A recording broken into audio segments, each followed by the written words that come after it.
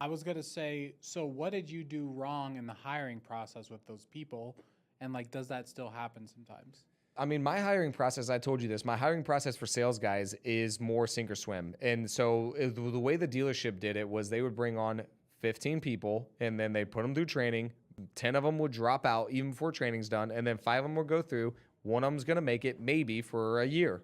Yeah. And I'm kind of in a similar mentality. I don't bring on that many people at the same time, but I'm more in that mentality where I don't know who this good salesperson is going to be. So I'm going to bring them on. I'm going to set the expectations. I'm going to give them the training, and they're either going to sink or swim, and that's it. And so for me, that's always been my mentality.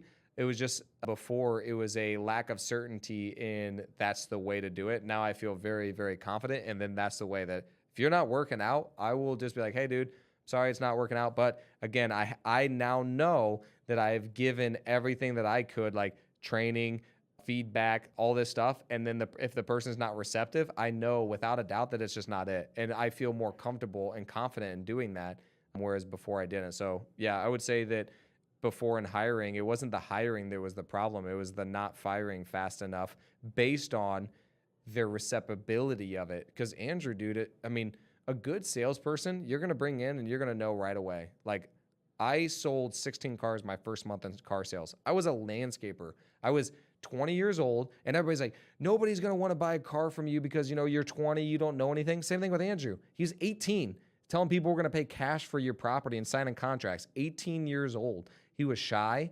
He talked a lot. Like, dude, he talks so much. Yeah. And I'm like, bro. The other day he was talking so much, I wanted to be like, dude, like, slow down, first of all, like slow down and listen to the call. Cause I was trying to have him do a call recording and he talked for like 3 minutes straight. I'm like, there's no way you heard the call.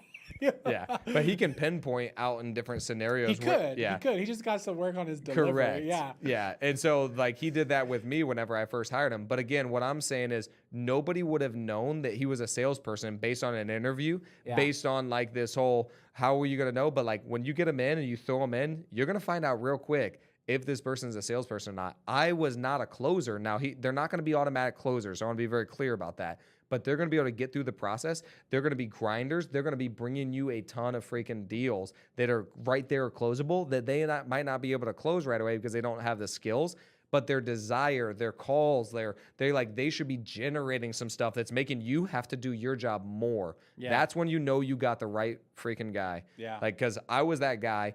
Andrew was that guy. Like anybody that I've seen that's been a good salesperson you're that guy. Yeah. Like you go out and you make stuff happen to where like you're going to stir some stuff up. I call it shaking the tree. Yeah, exactly. Like you're going to make stuff happen. And so you'll know if somebody's like that or not. If they're more passive and that they can be okay salespeople, like you got some mid salespeople, you have top salespeople. The top salespeople are going to be the ones who are aggressive.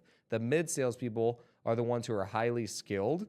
And then they kind of wait for stuff to, that's funny. Yeah, wait for stuff to come to them. But those are not going to be your top guys. Like Andrew, the funniest part is Andrew is like probably, he doesn't get the biggest spreads. There's another guy, Luis, that gets a bigger spreads usually than what Andrew does because of the way, like Luis has got this way of that you just like him, but Andrew's got the freaking grinding that he will always win in like in every scenario, in my opinion. And that's the way I was. That's the way you are. That's the way he is. So good salespeople are going to be different than mid salespeople, but then you have just the low performers that just like they have no skills, they think they know everything, and they make excuses of why it's not working. It's like, no. I want to tell another analogy, right? Okay. So there's a guy that commented on one of my podcasts. He was like, "You need to shut up and let the guest speak." And da-da-da. I was like, "Dude, you know what, bro?" I bring him up on every podcast. So if you're listening to this, I love you.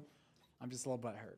So, but I always say this analogy, right? With salespeople, entrepreneurs, right? There's someone standing and they're in front of a tree. There's a fruit tree, right? There's a couple things you could do.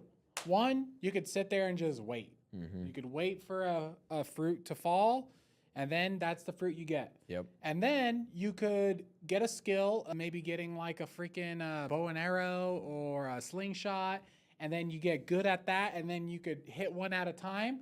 And then you have the psychos that will walk up to the tree and just shake the freaking tree, right? Yeah. That's me. Mm-hmm. I'm like, bro, I'm going to make a mess. I'm going to get some contracts that can't sell.